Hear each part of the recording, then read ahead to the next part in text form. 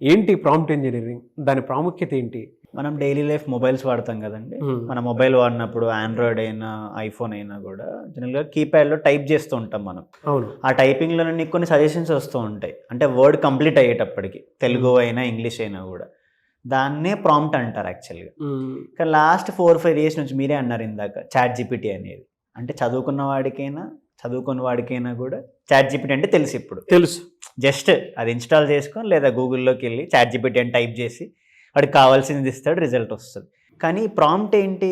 నువ్వు అడిగేది ఇంకొంచెం క్లియర్‌గా అడిగితే నీకు ఆ రిజల్ట్ చాలా బెటర్‌గా ఇస్తది. అంటే ప్రాంప్ట్ ఇంజినీరింగ్ అనేది ఒక పార్ట్ ఆఫ్ ఏఐ. అంటే ఏఐలో కూడా ఇప్పుడొచ్చే రీసెంట్ ట్రెండ్స్ అన్నమాట.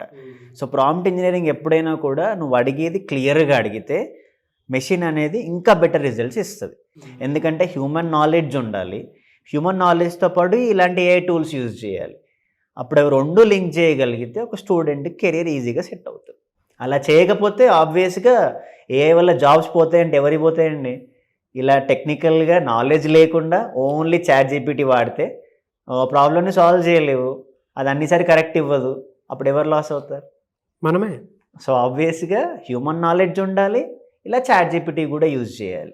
అవి 2 యూజ్ చేయగలిగితేనే ఇండస్ట్రీ పెరుగుతూ ఉంటుంది.